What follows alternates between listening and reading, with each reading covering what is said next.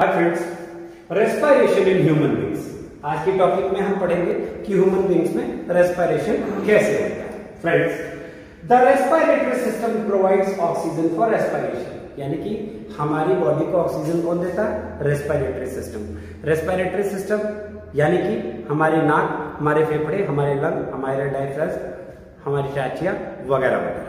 अर्थात कहने का मतलब है कि हमारी बॉडी में ऑक्सीजन की डिमांड कहां से पूरी होती है? By the process of breathing. अगर ब्रीदिंग नहीं होगी तो हमारी बॉडी में रेस्पिरेशन नहीं होगा।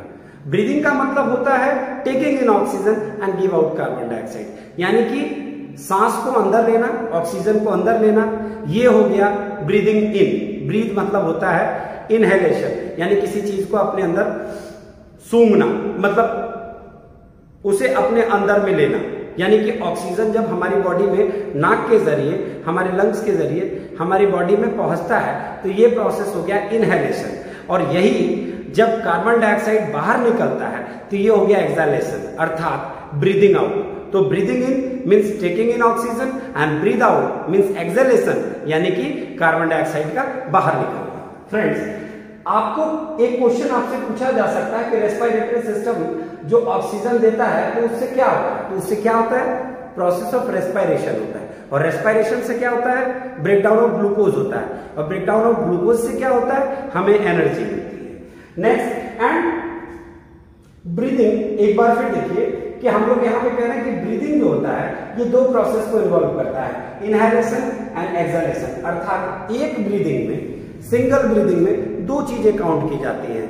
ब्रीदिंग इन यानी कि ऑक्सीजन हमारे अंदर आया, यानी हमने इनहेल किया, यानी कि one inhalation and one exhalation becomes one breathing. एक ब्रीदिंग में सांस लेना और सांस छोड़ना, इन दोनों चीजों को हम लोग कंबाइंड करके बोलते हैं ब्रीदिंग। फ्रेंड्स, नेक्स्ट, इसमें क्या होता है? जब हम ब्रीथ करते हैं, जब हम सांस लेते हैं तो हमारी रिब केज और हमारी डायफ्राम जो होती है वह एक्सपेंड करती है।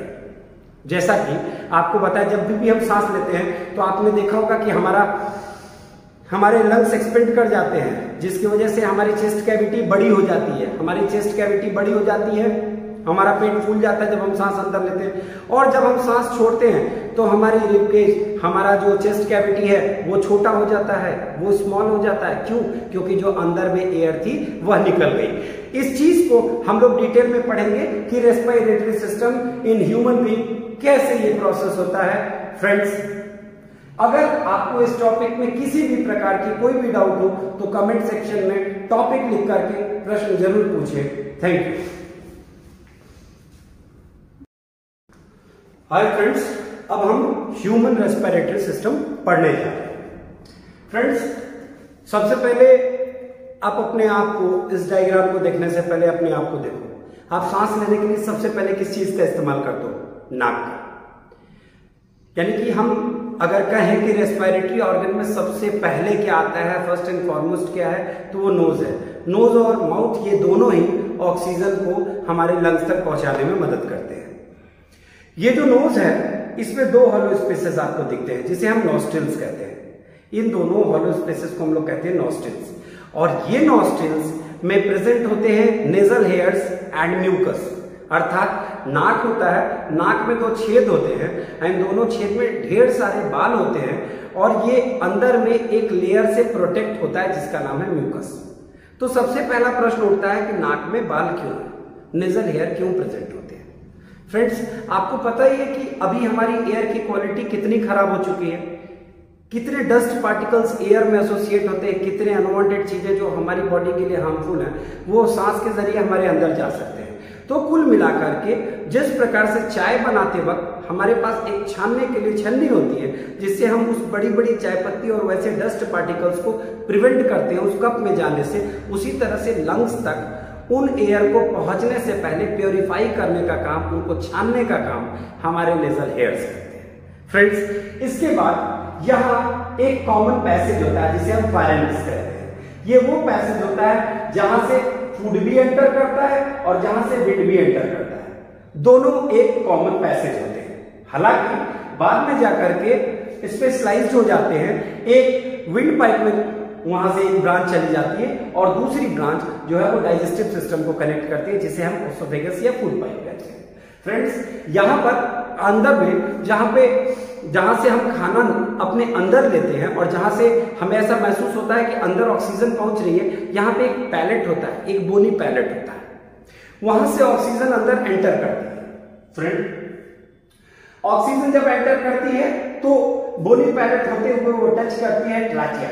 ये ट्रैकिया जिसे हम विंड पाइप कहते हैं, और ये विंड पाइप को आप देख सकते हैं कि इसमें एक स्ट्रक्चर है जो उस पे एक लग रहा है कि एक कवरिंग, एक लाइनिंग जैसी बनी हुई है, जिसे हम कहते हैं रिंग्स ऑफ कार्टिलेज। ये रिंग्स ऑफ कार्टिलेज जो होते हैं फ्रेंड्स, इनका मतलब होता है कि ये एक सॉफ्ट बोन होते हैं, एक नरम हड्डी होती है जो कि हमारे विंड पाइप को कोलैप्स होने से, हमारे श्वसन नली को कोलैप्स होने से, डैमेज होने से बचाती है। यानी कि आप अगर ध्यान से अपनी बॉडी को टच करें तो यहाँ पे टच करते वक्त आपको ऐसा लगता है कि यहाँ की हड्डी में जगह जगह एक लाइनिंग जैसी एक मोटी सी हड्डी उभरी हुई है। फ्रेंड्स, ये रिंग्स ऑफ कार्टिलेज है प्रोटेक्ट करने के लिए हमारी विंड पाइप को। नेक्स्ट इज दैट फ्रेंड्स, आप देख सकते हैं कि हमारी विंड पाइप को सपोर्ट करता है सॉफ्ट बोन, जिसे हम कार्टिलेज कहते हैं। ये कार्टिलेज हमारी बॉडी में कई जगह मौजूद है। जैसे ये कान, आप कान को जब ऊपर में छूते हैं तो कुछ थोड़ा सा हार्ड जैसा छूने में लगता है, लेकिन ये सॉफ्ट होता है, इसको हम ट्विस्ट कर सकते हैं। तो ये भी एक बोन है, सॉफ्ट बोन है, जिसे हम कार्टिलेज कहते हैं। तो हमारी जो रेस्पिरेटरी सिस्टम होती है उसमें हमारे विंड पाइप को प्रोटेक्ट करने के लिए कार्टिलेज होता है। फ्रेंड्स, यहां से आप स्ट्रक्चर देख रहे हैं कि बिफोर एंटरिंग इनटू लंग्स यहाँ पे ये दो पार्ट डिवाइड होते दिख रहे हैं, यहां पर एक पार्ट और यहां पर एक पार्ट। ये पेयर है, ये दोनों पेयर हैं, पेयर ऑफ ब्रोंकस है, जिसे कंबाइंडली हम ब्रोंकाई कहते हैं, और ये ब्रोंकाई जो होता है ये दोनों रेस्पेक्टेड लंग्स में अटैच होता है। ध्यान से अगर हम देखें तो ये रिंग्स ऑफ कार्टिलेज कुछ अंदर तक भी हमारे लंग्स के अंदर भी होते हैं, क्योंकि शुरुआती हिस्से थोड़े बड़े होते हैं तो उनको प्रोटेक्शन की जरूरत होती है, लेकिन जैसे ही ये अंदर चले जाते हैं, जब निचले हिस्से की तरफ जाते हैं तो वहां काफी सॉफ्ट पोर्शन होता है जिसे प्रोटेक्शन की जरूरत नहीं होती है, और वहां पे रिंग्स ऑफ कार्टिलेज नहीं होता है। तो फ्रेंड, अभी हमने फाइलेक्स, बोनी पैलेट, ट्रैकिया, ब्रोंकस यानी कि कंबाइंडली ब्रोंकाई और रिंग्स ऑफ कार्टिलेज को जाना। फ्रेंड्स, आप यहाँ पे देख रहे होंगे एक उभरी हुई स्ट्रक्चर लाइक बलून्स जैसी एक स्ट्रक्चर, इसमें ब्रांच जैसी बनी हुई है। फ्रेंड्स, इसे हम एल्वियोली कहते हैं। ये एल्वियोली का काम होता है गैस को एक्सचेंज करना, यानी कि कार्बन डाइऑक्साइड और ऑक्सीजन के एक्सचेंज में ये एल्वियोली मदद करती है। ये एल्वियोली जो होती हैं ये बहुत ज्यादा मात्रा में हमारे लंग में होती है, मिलियंस ऑफ होती है, और इनका काम होता है एक्सचेंज करना। जब ये ज्यादा मात्रा में होती है तो ज्यादा मात्रा में गैसेस एक्सचेंज होता है, क्योंकि हमारी बॉडी कॉम्प्लेक्स है, प्रत्येक सेल तक ऑक्सीजन पहुंचना जरूरी है। इसके लिए ऊपर वाले ने हमारे लंग्स के अंदर में, ब्रोंकिस के अंदर में एल्वियोलीज दी, जो कि प्रॉपरली गैसेस एक्सचेंज का काम कर सके। फ्रेंड्स, यहाँ पे एक हाईलाइट किया हुआ स्ट्रक्चर आप देख रहे हैं, जिसे हम लोग डायफ्राज्म लिखा है। ये डायफ्राज्म फ्रेंड्स वो हिस्सा है जो हमारे रेस्पिरेटरी सिस्टम को और डाइजेस्टिव सिस्टम को डिवाइड करता है, यानी कि दोनों के बीच में गैप क्रिएट करता है। आप देखते हो, हम टच करते हो तो हमें ऐसा लगता है कि यहाँ तक हमारा रिब केज खत्म हो रहा है, और इसके बाद ये हिस्सा हमारा डाइजेस्टिव सिस्टम का हिस्सा होता है, उसके नीचे का हिस्सा। तो ये दोनों सिस्टम के बीच में गैप बनाना जरूरी है। तो ये गैप भरने का काम यहाँ पर डायफ्राज्म करता है। फ्रेंड्स, हमारी जो लंग्स होती है वो अंदर में बलून जैसी फूलती और पिचकती रहती है, यानी कि स्वेल आउट होती है, स्वेलिंग होती है, वो कभी फूल जाती है और कभी पिचकती है बैलून की तरह। अब फ्रेंड्स, वो स्ट्रक्चर इतना डेलिकेट है, लंग हमारे इतने सॉफ्ट है, इतना डेलिकेट है कि उसको बचाने के लिए ऊपर वाले ने ऊपर से एक बोन की कवरिंग दी, जिसे हम लोग यहां पर हम लोग कहते हैं रिब केज, यानी कि एक पिंजड़े जैसा स्ट्रक्चर, एक केज जैसा स्ट्रक्चर जो कि बोन्स का बना हुआ और जिसका काम है लंग को प्रोटेक्ट करना, क्योंकि लंग बहुत डेलिकेट होता है। फ्रेंड्स, उस हिस्से को, जो हिस्सा हमारे लंग्स के बाद और हमारे बाहरी स्ट्रक्चर्स के बीच में जो दिख रहा है, ये खाली जगह, ये हॉलो स्पेस जो दिख रहा है, इसे हम कहते हैं चेस्ट कैविटी, और इसका बायोलॉजिकल नेम है थोरैसिक कैविटी। फ्रेंड्स, इसके बाद आप देख सकते हैं कि हमारे जो लंग्स है ये जो लंग्स है इनको प्रोटेक्ट करने के लिए बाहरी तौर पर तो यहाँ पर रिबकेज है, और अंदर से इन लंग्स को प्रोटेक्ट करने के लिए एक बड़ा थीन सा मेम्ब्रेन होता है, एक परत होती है जो हमारे लंग्स को लैमिनेट करके रखती है, उसको कवर करके रखती है, जिसका नाम है प्लूरा।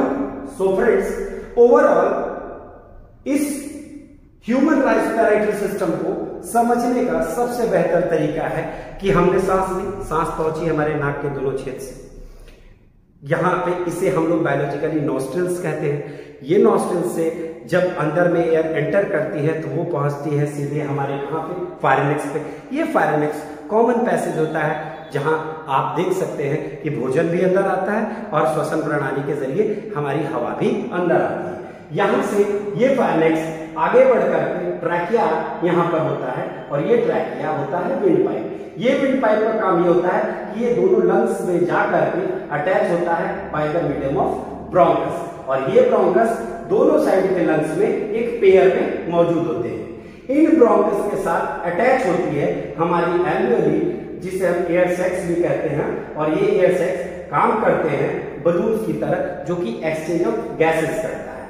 फ्रेंड्स, इसके बाद आप ये देख रहे हैं ये लाइनिंग है जिसे हम डायफ्राम कहते हैं, और ये हिस्सा हमारे रेस्पिरेटरी ऑर्गन्स को हमारे डाइजेस्टिव ऑर्गन्स से बीच में एक गैप क्रिएट करता है ताकि दोनों सिस्टम प्रॉपरली अपने अपने वर्क को कर सके। इन लंग्स को बाहरी तौर पे प्रोटेक्शन देने के लिए होता है प्लूरा, जो कि एक थीन मेम्ब्रेन होता है, और ये जो रिंग्स जैसी जो चीजें दिख रही हैं इसे हम कहते हैं रिंग्स ऑफ कार्टिलेज, और कार्टिलेज का मतलब होता है फ्रेंड्स नरम हड्डी, यानी कि सॉफ्ट बोन। तो ये सॉफ्ट बोन की पूरी एक लाइनिंग जो होती है ये यहां से लेकर के अंदर में हमारे एल्वियोलस तक ये पहुंचती है, और ये प्रोटेक्शन का काम करती है कि कहीं ऐसा ना हो कि एयर ना हो और उसकी एब्सेंस में हमारा विंड पाइप कोलैप्स कर जाए।